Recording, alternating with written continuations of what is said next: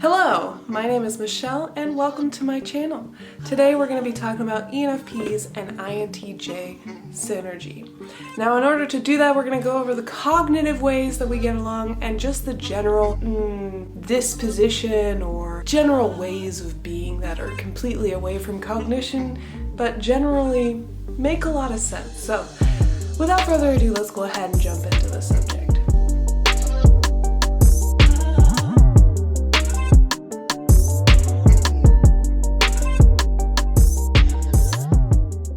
Start by going over the cognitive reasons why I believe that an ENFP and an INTJ make a really good synergistic partnership. There's many reasons cognitively, but I think the number one reason is that we both value extroverted thinking.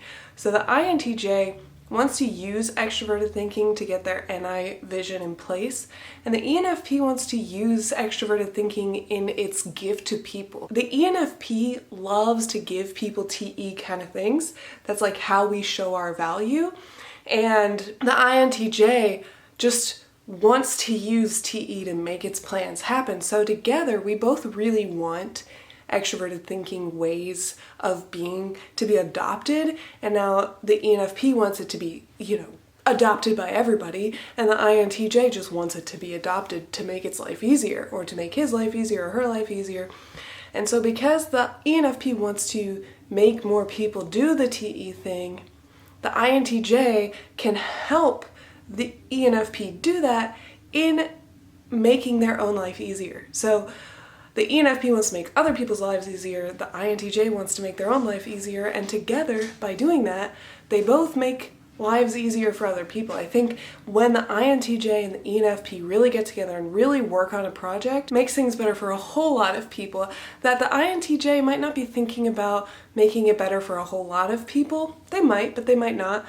The ENFP definitely is. Another thing cognitively that's happening is that the ENFP leads with extroverted intuition and the INTJ leads with introverted intuition. And so the INTJ has the clarity to see through all the ideas of the ENFP, but the ENFP has the ingenuity to think outside the box in a way that maybe the INTJ hasn't thought of. And now I know INTJs are thinking they're like, we've thought of everything. We definitely have. But the thing is, not necessarily, because the INTJ, once they get a vision of something that they want to happen, they kind of rule out anything that doesn't immediately fit that vision because they have introverted intuition. They clearly see the goal, and once they've chosen the goal, there's not a whole lot that can influence that. The ENFP on the opposite end of the spectrum, can't stick to one goal really and sees all these different possibilities, and because of that, oftentimes what you'll see is that ENFPs come up with unique, interesting ways that the INTJ wouldn't have thought of to accomplish that goal. The NI from the INTJ has a goal, has a vision, and the ENFP has a million ideas of how to accomplish this vision that maybe wouldn't have come to the INTJ's thought process because it's too far outside of what they had originally intended. But that makes it really interesting because when working on a project together, the ENFP is constantly going to come up with new ideas, and the INTJ is going to be able to rule out the good and the bad ideas. The thing about an ENFP is what we care about most is that we come up with new, ingenious ideas that are going to help other people. These ideas are our gifts, right? And we especially like ideas, any ideas that have extroverted thinking combined into them. So like we have a new idea, a new goal, a new plan that's going to effectively do what we want it to do. And the INTJ can quickly rule out which ones are good and which ones are bad. And the ENFP doesn't really mind because their ultimate goal is having a better idea.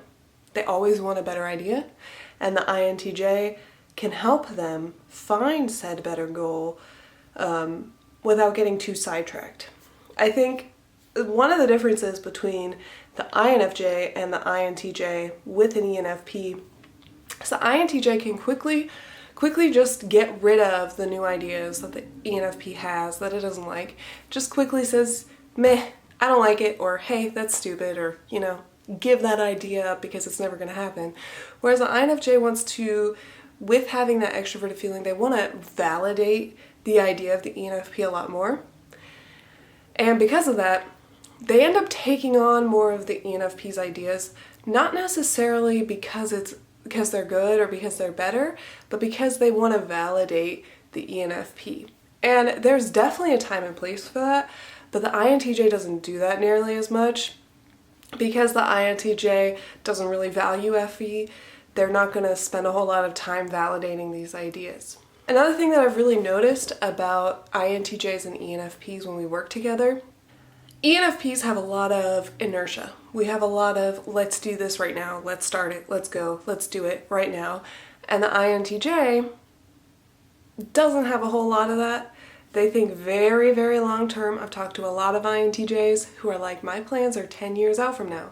The ENFP is like, my plans are tomorrow, my plans are next week. And so they have the ability to enact the plans that the INTJ wants to enact.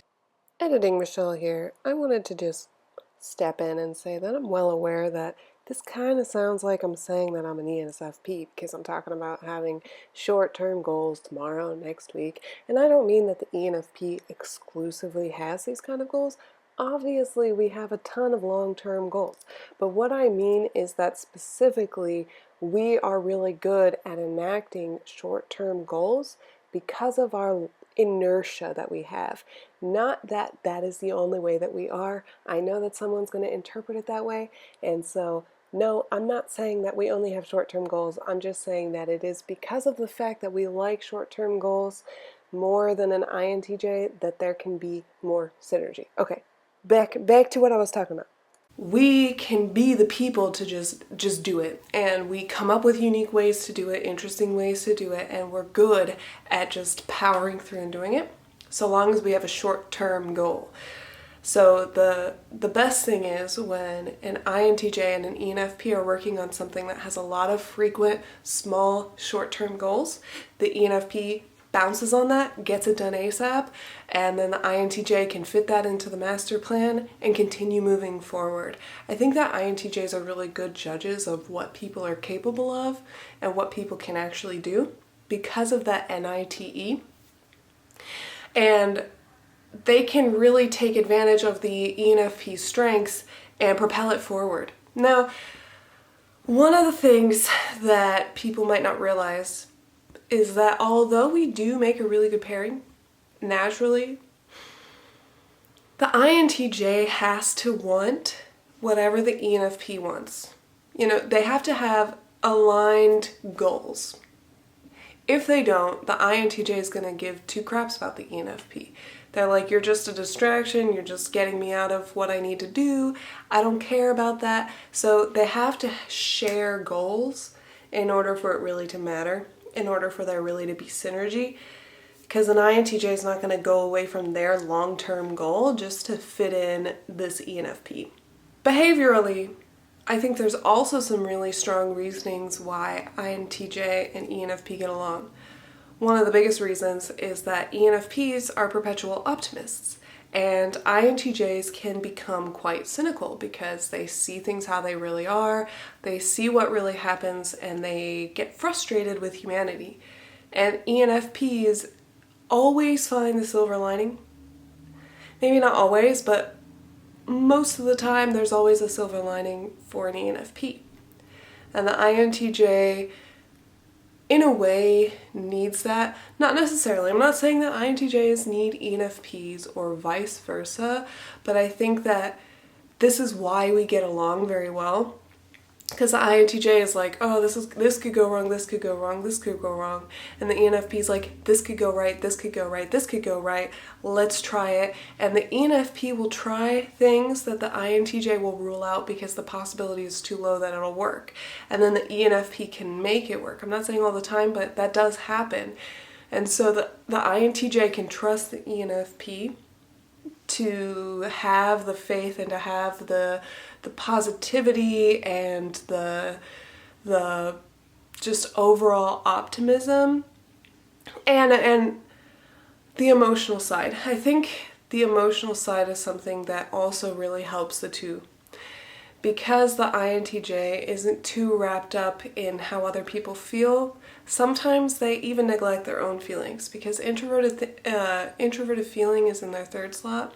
They're not always too concerned with dealing with their feelings. They want to have logical, easy to understand solutions, and that even comes to personal life and personal things that are going on. And the ENFP, we know that there are emotions behind things. We know that you can't always just logic out your emotions. Sometimes you just have to look at them in the face and deal with them. And we can bring that desire to the INTJ. We want to do that.